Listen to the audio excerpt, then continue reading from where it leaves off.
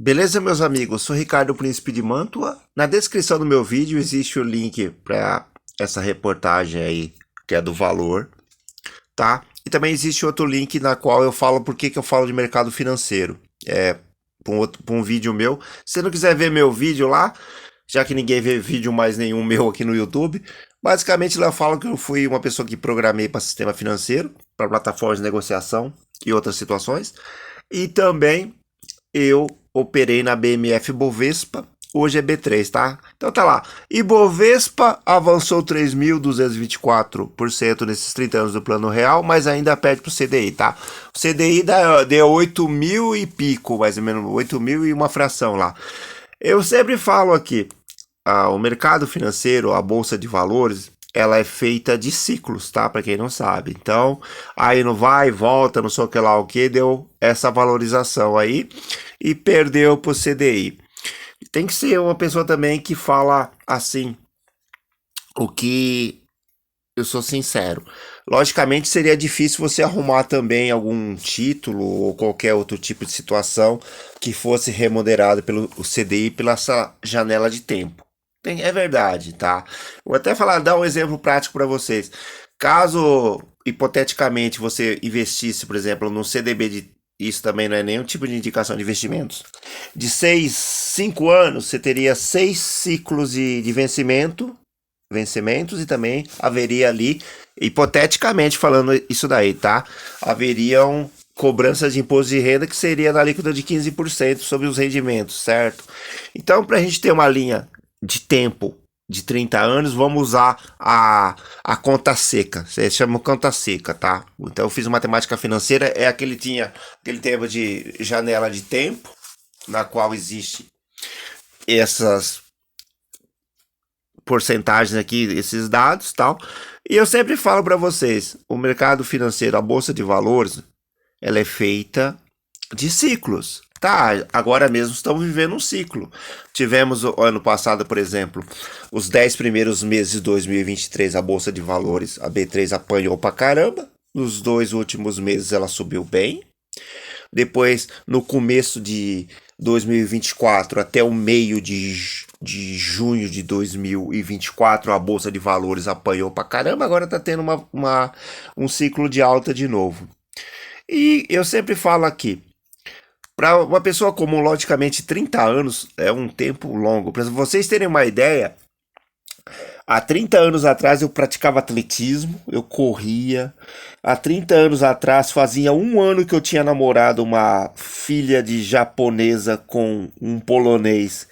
Que só depois do Orkut, no Orkut ainda, pra vocês terem uma ideia, há 30 anos atrás não existia internet pública, tá? Só existia em faculdades e outras situações aí. Não existia internet da forma comercial, que só começou a existir em 1995 aqui no Brasil. Então você tinha poucas informações. Então, há 30 anos atrás, fazia um ano que eu tinha namorado essa filha de japonês, de mãe japonesa e pai polonês, que depois, graças ao Orkut, isso daí nos anos 2007, 2008, eu descobri que essa pessoa estava morando em Tóquio, para vocês terem uma ideia, graças ao nome dela e tal. Então, tem essa janela de tempo longa, né? Então, talvez vocês não tenham vivido isso para vocês terem uma ideia, eu comecei a programar para sistema financeiro nos anos foi mais ou menos 2007, 2007. E eu programava para situações até mais complexas do que algo como a BMF Bovespa na época pela B3, que hoje é B3, né? Eu programar plataformas de negociação, para vocês terem uma ideia, na Bolsa de Cereais de Chicago, na NIZ, que é a Bolsa de Nova York, se escreve NICE, mas se pronuncia NIZ. Para outras situações aí, tá? Programar plataformas de negociações para empresas que operavam nessas praças. Na City de Londres, é City mesmo, tá? O inglês londrino, pelo menos eles falavam City, né? City se usa o inglês londrino, não. Até é uma redundância, né? Falar o inglês do UK, né? O inglês British, o inglês britânico, que a língua vem de lá, né? Mas nos Estados Unidos, por exemplo, eles falam City, né? é uma linha longa, mas se vocês pegarem pequenos ciclos, etc e tal, vocês vão ver que invariavelmente, assim, num ciclo de, por exemplo, de 5 anos, que é que você pode ter uma memória de 5 anos atrás, de 10 anos, de 15 anos, invariavelmente o índice Bovespa ele perde para o CDI, perde. Aí você pode, não, é verdade. Ó, eu para vocês terem uma ideia, eu lembro que eu trabalhei numa mesa de investimentos e se operava a Petrobras. Eu lembro que naquela época a Petrobras era uma cotação 30 e poucos reais, era quase igual a Vale. Então elas faziam certas operações, que eu não vou falar aqui quais são. Aí depois teve até uma época, mais recentemente, que a própria Petrobras fez um follow-on, né? Que ela lançou mais ações, certo? Teve uma época que a Petrobras caiu pra caramba, foi na casa dos R$ 8, né? Um tempo, uma época que nós vivemos na nossa história, tal. Então, a bolsa, ela é feita de ciclos. As empresas que compõem o índice são um número X, as empresas totais estão ali. Invariavelmente você pode ver, elas vivem em ciclos, tá? Invariavelmente perdem pro CDI. Não é nenhum tipo de indicação que você deve ou não fazer com o seu dinheiro. Tem que ser uma pessoa transparente que fala realmente situações que viveu, tá? Eu falei até situações aí do próprio follow-on da Petrobras. Não tem nada contra a Petrobras e tal. E acontecem essas situações. Se você pegar uma empresa,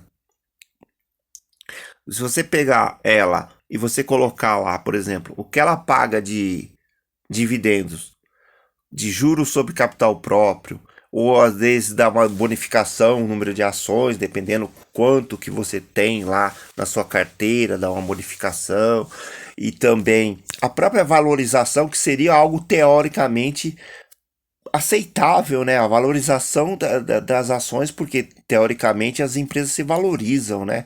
Existe algo na contabilidade que você tem bens que eles vão se deteriorando com o tempo, por exemplo, algo de produção, uma máquina, um veículo, ou assim, sabe? Que com o tempo ele vai se deteriorando, até os gastos que você tem para manutenção numa determinada máquina, isso entra tudo, tá? No contabilidade de um meio de produção.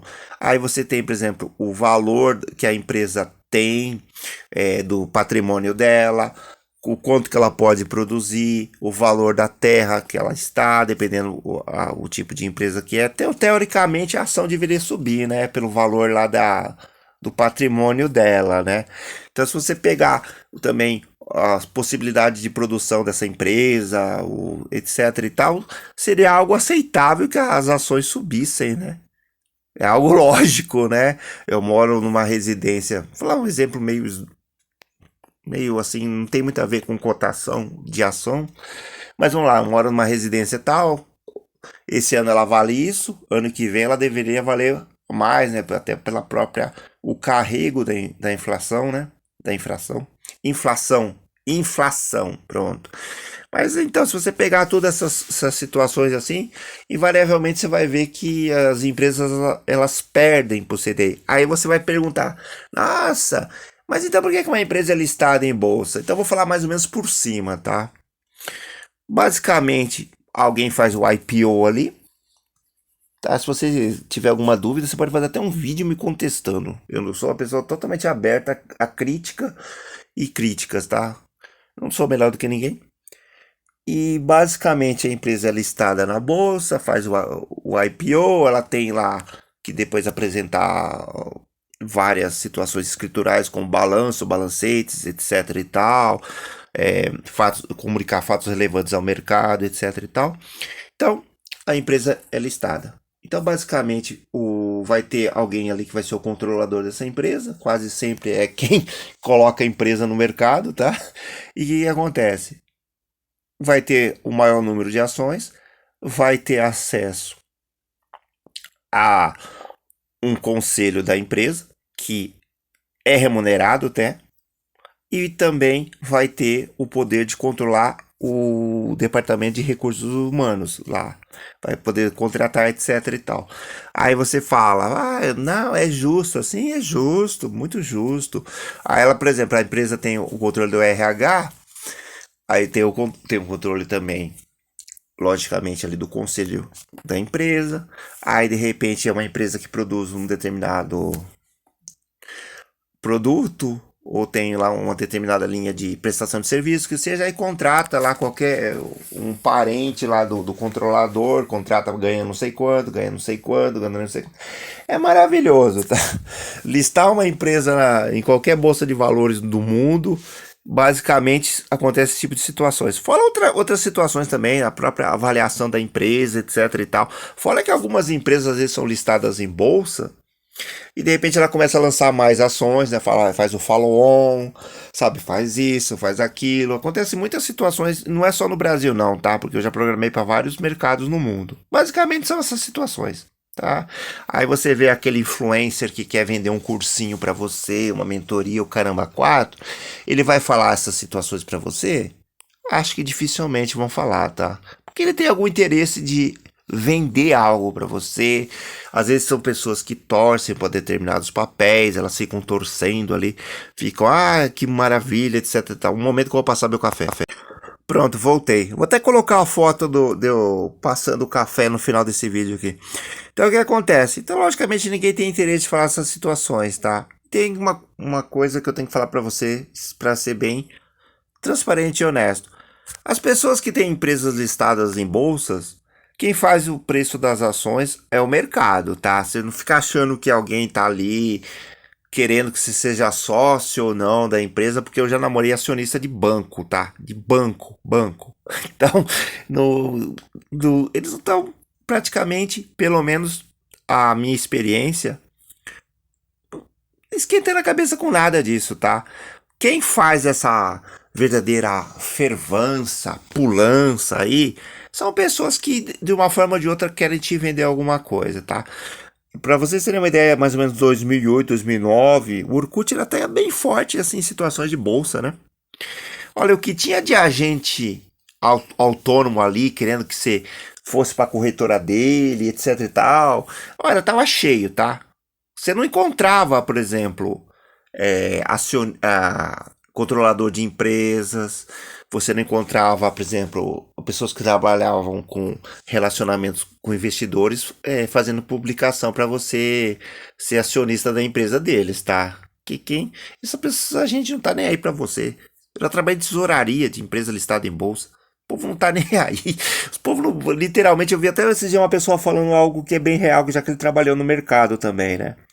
O mercado, elas nem sabem que você existe de uma forma ou de outra. Estão nem aí, sabe? Não estão nem aí. Então, se você compra ou deixou de comprar a ação deles, etc e tal, pouco para eles e pouco importa. Eles estão aí, eles existem, eles estão aí, tá? Aí você vê pessoas falando cada coisa engraçada, né? Tipo assim, o cara é mão de alface, o cara vendeu, etc e tal. Você não sabe nem por que a pessoa vendeu. Às vezes a pessoa tá até fechando algum tipo de situação ali, ou comprando, ou algo assim. Você nem sabe o que ele tá fazendo. Às vezes a pessoa até alugou a ação e de repente ele tá fazendo lá uma operação de venda ali, porque ele tem a percepção que vai cair mais e para depois recomprar. Você não sabe o que a pessoa está fazendo. Se você soubesse cada tipo de situação que grandes investidores, pessoas que vocês dificilmente vão ver na internet falando algo, elas fazem, vocês caem. Olha, qualquer head aí que as pessoas falam, por exemplo, venda coberta, borboleta, diante de operações estruturadas que pessoas fazem usando plataformas de negociações, olha, parecem continha de criança naqueles ábacos, sabe?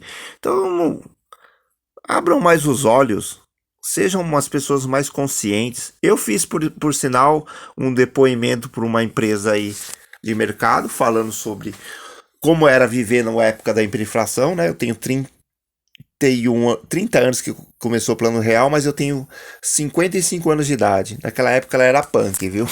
Era punk. Literalmente você recebia teu pagamento, você corria pro mercado. Corria pro mercado depois pra socar o que fosse possível dentro do freezer. Então era uma época bem ruim mesmo, bem ruim mesmo. Você via o teu dinheiro desvalorizar dia após dia, tá bom? Então aqui foi um vídeo bem curto, né? Um tipo de indicação que você deve ou não fazer com o seu dinheiro. Prestem bem atenção, tá? Principalmente em situações do YouTube, tá? Porque o YouTube ele tem logicamente, uma visão mercantilista, né? Então, às vezes, eles indicam certas situações aí que literalmente vocês vão quebrar a cara. É só você ver alguns vídeos mais antigos de algumas pessoas aí fazendo aí, e de repente indica um determinado tipo de investimento, depois aquela porcaria lá afunda, vai pra casa do chapéu, etc e tal. E a pessoa depois volta aí com a maior cara de pau, aí ainda faz um vídeo tentando explicar por que aquilo lá que ele tanto acreditava caiu, né? Tá bom?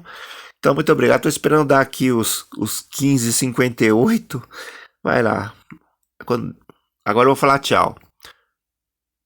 Tchau. Fica aí com a foto.